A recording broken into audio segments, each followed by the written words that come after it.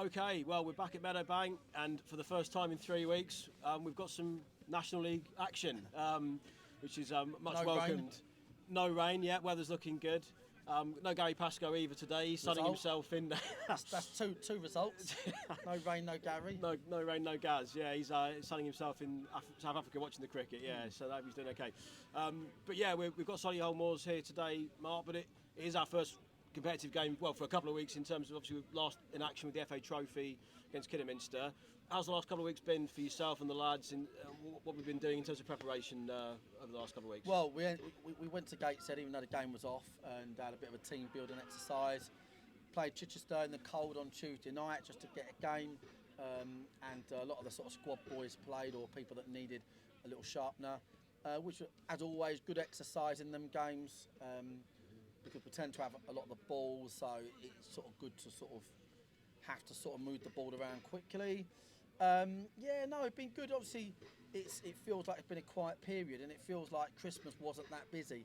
We only played a few games over Christmas, really. So obviously, we look at the fixtures now, and we've got this sort of luxury of Saturday, and then that's about it, really. I think then it really cranks up for us.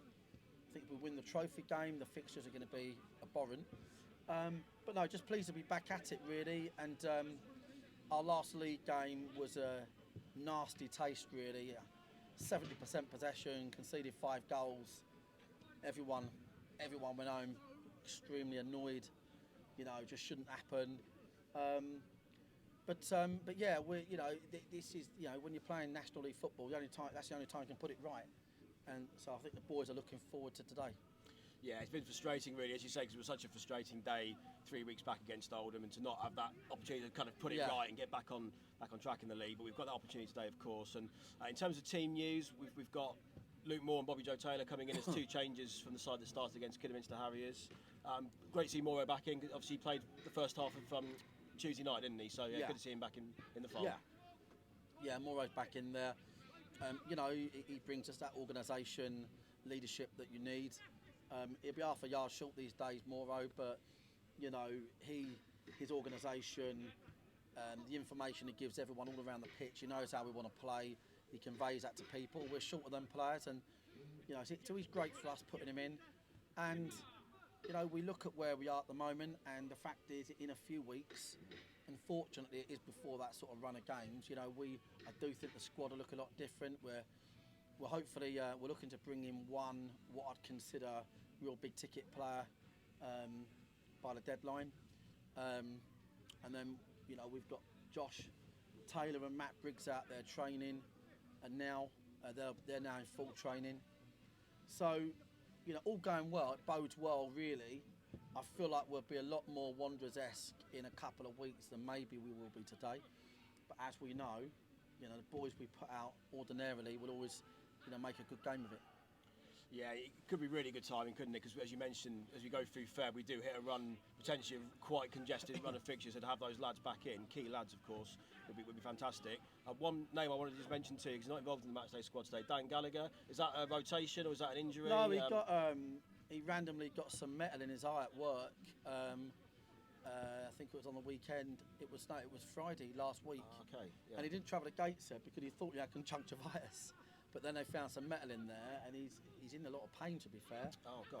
Training, it was, his eyes weeping for fun. He's got a special cream, and so he wouldn't be where he wants to be. He's obviously out there doing a bit of fitness. But the thing is, you play teams in this division, and, you look at Solihull, you go, right, it's Sabara playing. Wanderers, it's Briggs playing.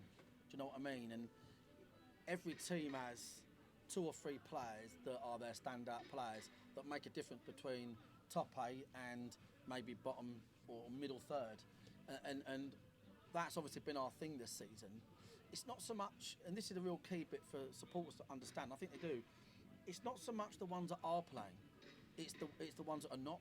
Because I think every team has lots of players that contribute and they're workmanlike and they're a 6 out of 10. But what you need in your team are the 8 out of 10s, the Alfie Rutherfords, the Briggses, the Josh Taylors. And we're missing all of those. I think that's been our real challenge.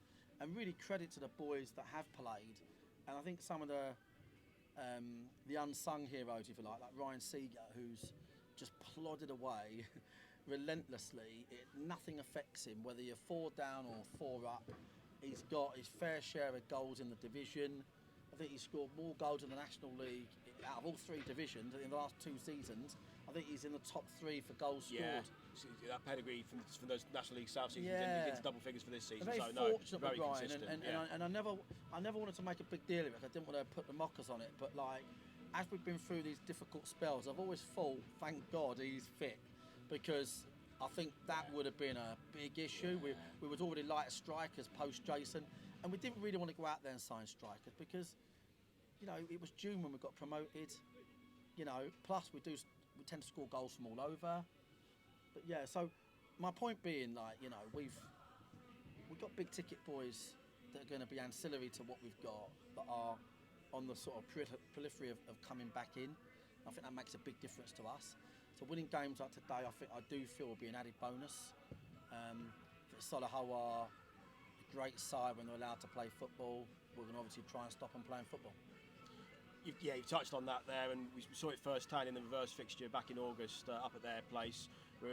We've done a disservice that day with obviously Isaac's dismissal, which is quickly overturned. Obviously that shaped the whole dynamic of the game, but undoubtedly, and you touched on this in your weekly update, I think down from Notts County, that's the best football side we've played against this season. And Joseph Barra's back on the bench for them today. They've got a new striker in from National League North up top. So, irrespective of the form book, no doubt a tough test for us today. I mean, I watched their last game against Aldershot, and Aldershot probably went and bought a lottery ticket on the way home, mate. It was, I've never seen a more one-sided game that ended 2-1, like to Aldershot. And I actually messaged Neil after the game because I've known Neil many, many years through friends and stuff like that, and got to know him better now at the same level. And I said to Neil, Jesus, mate, that's one of those keep your head up sort of thing, because they done everything but win. Could have been 6-7-2.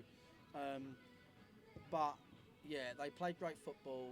They've got a great manager who's, you know, I'm a Wimbledon fan, and I think Wimbledon getting rid of Neil Ardley was their biggest mistake they've made since they reformed. He had them competing in League One on a really limited budget. And as the old saying goes, careful what you wish for. It's been bloody volatile for them last few years. So Neil's a great manager. Darryl Hills, who owns the club, I know randomly, and I know Darryl, he's a good man. They've got good resources. They're good set up, they're nice people. They play really good football. So we will be up against it as always. But you know, we always bring the heat, don't we? And you have to remind yourself, you've beaten Notts County, you've beaten Dagenham. I thought the York City win was really good that day, 1-0. We've had some great wins down here, and let's hope today's another one. Brilliant, Mark. Thanks for your time, and we'll catch up post-match. Thanks, mate.